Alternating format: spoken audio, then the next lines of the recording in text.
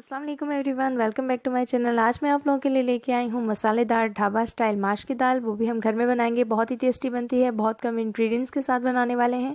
यहाँ पे मैंने एक पैन ले लिया है जिसमें हमने ले लिया है ऑयल। ऑयल मैंने ले लिया है आधा प्याली ऑयल में हम डाल रहे हैं 2 मीडियम साइज़ की प्याज़ें फ्रीली कट करके, यानी कि किसी भी शेप में आप कट करके डाल सकती हैं, ज़रूरी नहीं है कि बारीक बारीक कट हुई हुई हों।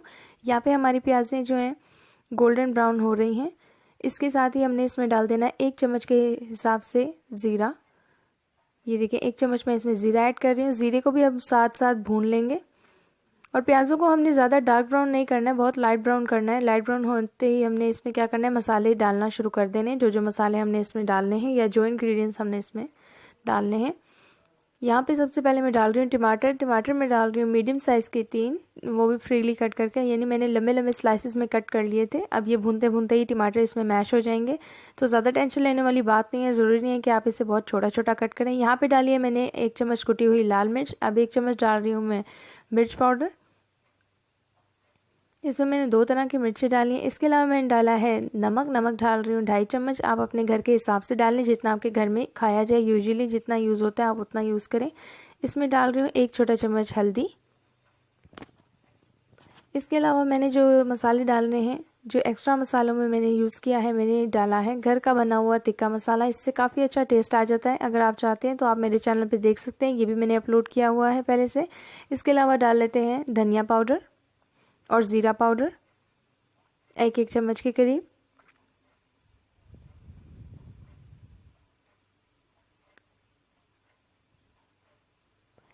अब हमने इस सब मसालों को अच्छे से मिक्स कर लेना है।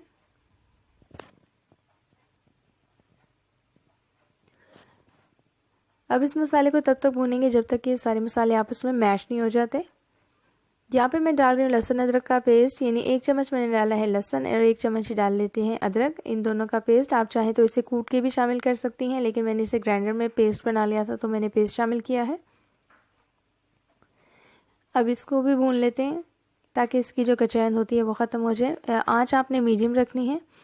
जो मैंने माश की दाल ली थी उसको मैंने तकरीबन 2 घंटे भिगो के रख दिया था पहले से ही, और उसे अच्छे से धोने के बाद हमने भिगोया था, वो हम इसमें शामिल करेंगे। अब जो टमाटर हैं वो चम्मच की मदद से हमने जो है मैश कर लेने हैं, क्योंकि टमाटर जो है खड़ा खड़ा ना रह जाए। जैसा कि मैंने पहले आपको बताया था कि टमाटर हमने बड़े बड़े फ्रीली कट किए थे।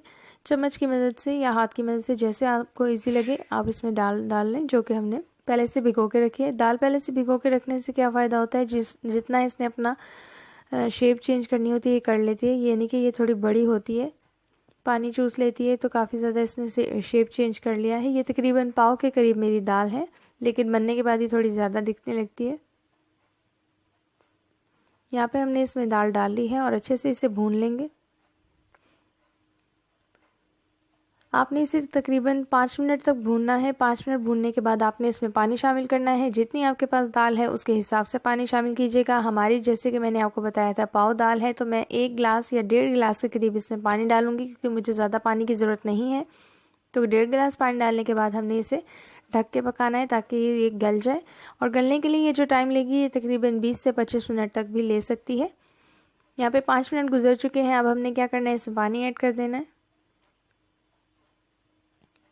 1 गिलास के करीब पानी डाल रही हूँ, या 1 से 1.5 गिलास तक का ये पानी है। अब हमने इसको कवर करना है। कवर करके, जैसे कि मैंने आपको पहले भी बताया कि हमने 20 मिनट तक का इसको पकाना है। जो मेरे चैनल पे न्यू है जल्दी से सब्सक्राइब कर लें। सब्सक्राइब करने के बाद एक छोटा सा बेल आइकन आता है, उसे प्रेस किया करें। उससे ये होगा कि फ्यूचर में आने वाली आप मेरी कोई भी वीडियो मिस नहीं कर पाएंगे।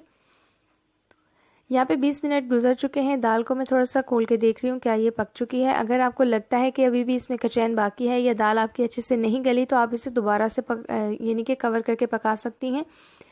तो आप चेक कर सकती हैं हाथों की मदद से या चम्मच की मदद से। मैंने इसे दोबारा से पकाया है, तकरीबन 10 मिनट मैंने इसे और पकाया है। 10 मिनट बाद देखिए ये एकदम पक चुकी है, इसमें बहुत अच्छी खुशबू आ रही है। गार्निशिंग के बाद इसे सर्व करें और मज़ेदार रेसिपी का मज़ा लें। वीडियो पसंद आने पर लाइक ज़रूर करें। Thanks for watching. अल्लाह हाफिज़। अस्सलाम वालेकुम एवरीवन, वेलकम बैक।